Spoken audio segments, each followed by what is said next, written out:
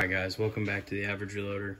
So what we got in front of us is what I call the wildcatting Satterlee method mixed together. Basically, when you're working with a wildcat and you really don't know what your charges should be, you're doing several things. You're looking at the burn rate chart, you're comparing powders on the burn rate chart, you're getting an idea of in cartridges with similar case capacity with similar bullet weights, how much, what your speeds are going to be and your pressures and all that. So there's a couple of things to take into account there, but this is just how I run through wildcatting and the Satterlee method. So here's where I started out. And I went over this in the 25 GPC videos, but since I'm almost finished with it, this is just going to show you kind of the Satterlee method in a whole. So we do 10-shot strings, 0.2 grain increments, and you just go through and you're looking for velocity nodes is what you're looking for when you get to your ideal speeds and pressures. So if you're got low speeds and low pressures, you need to keep going. So that's what we found here. When we very first started out, we had low speed, low pressure, no pressure marks. We made it to 2,550 feet per second on the 100 grain Sierra Match Kings. Okay, so we went to the next one. We started at our ending charge on the other one, 27.3. We're at 2,580. This is a different day. So, our speeds are going to fluctuate a little bit here and there. Different time we loaded all this, so there's a couple different variables. So we ended with 2550 over there. Same charge, we're at 2584. Then we went down to 29.1. Case fill was kind of full, but we still had some room to play with. We're at 2754 feet per second. Okay, so we're getting close. So then here's our final workup here. This is where we find our pressure at. So we're still going 0.2 grain increments. We made it up. We started at 29.3, which is 0.2 grain more than what we ended with. I figured since we got around the same velocity last time, I'll just go up one. We knew that we weren't hitting no pressure. So 29.3. We went to 30.7. I initially was going to go more than that, but I decided against it. I figured this was a good stopping point. We just need to try it there. And I could have went a little bit further, but I just don't want to push it. I don't want to push my brass. Don't want to have to worry about primer pockets, getting worn out too quick after a couple firings. Don't want to worry about tearing up the brass with the ejector marks and bending rims and all that other stuff. I just didn't want to worry about it. This is just a hunting case. Hunting cartridge that I wanted for all around everything, and this is right where I want it. I wanted it in that 2800, 2850 mark, just right in there. So as we look at this, we look for our velocity node. Well, if you can see, we have one right here. We go from 2830 to 2863 back to 2841. Now this could have been a fluke, the 2863. I've seen it before where it comes up and goes down. That kind of gives you a little something there. But if you look at that one and you look at that one, you almost have to assume that this one was probably a fluke. So here's how you solve that. You start there, you go 0.1 grain, 0.1 grain, 0.1 grain, 0.1 grain, 0.1 grain, 0.1 grain. So we're going to go 29.9, 30, 30.1, 30.2, 30.3.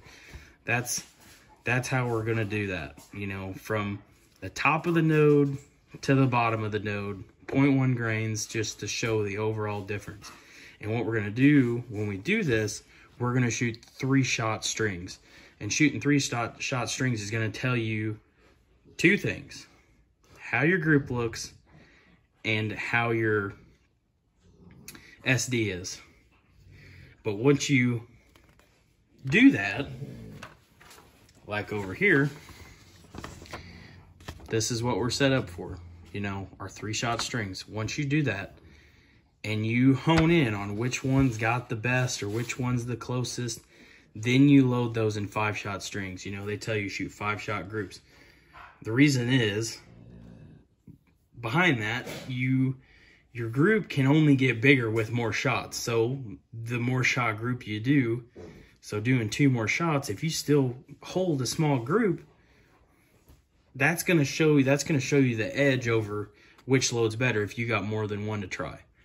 But, you know, we may see a node come up and then go back down. You know, it may get, the SD may get bigger as we go down, and then may go back smaller. Or we could start, you know, small SD, smaller SD, even smaller SD, and our SD might be like 1 or 2 here, you know, and then jump back up here. That's what we're after. We're after for that low SD and good groups. And you may not always shoot good groups with low SD. That's when your seating depth comes in that you got to play with, you know. The way these things have shot, I don't see any issues with the seating depth, to be honest with you, being that we've gotten stellar groups out of this thing just doing load development, you know. So this as a whole is your wildcatting, but using the Satterlee method. That's the idea behind this. I know we've shot a lot here, but you got to think, we had to find where we wanted the velocity at and where our pressure's at. So that kind of takes a little bit. You know, we were testing 3 different kinds of bullets too. So we got her narrowed down, and that's just how you got to go about a situation like this, you know.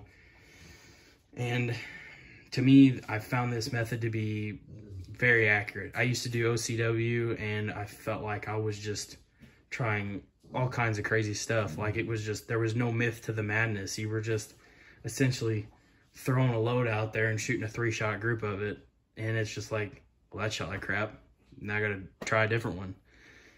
This just gives you a basic idea, you know, where you need to try those 3-shot groups at.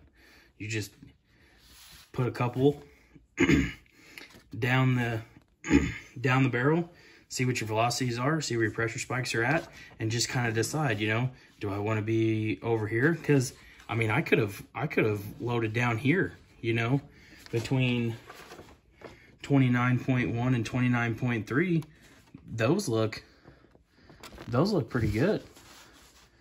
You know, 29.3 says 27.4 or 2746 velocity. 29.1 says 2754.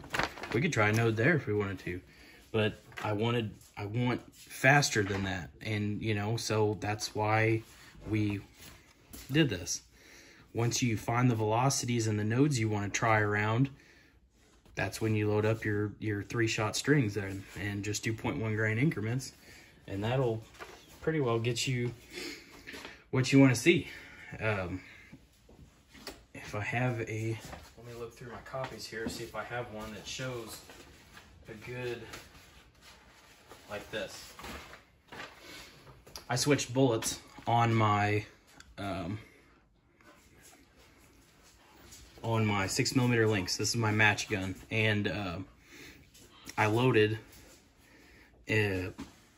all these charges up because the barrel had also sped up at the same time, and I wanted to see where, you know, where my velocity nodes were at, and you can tell it, you know, it goes from big to small, big to small, big, you know, and that's the beauty of this method, is you just look, you know, we had an SD of, we got all the way down to an SD of 2, you know, all these were 3-shot groups, you know, they were all dang near in one hole, and it just proves itself. This method just proves itself time and time again to me when you look at stuff like this. You know, if you load here and say you load 0.1 on one side or 0.1 on the other, you're still under a 10 SD.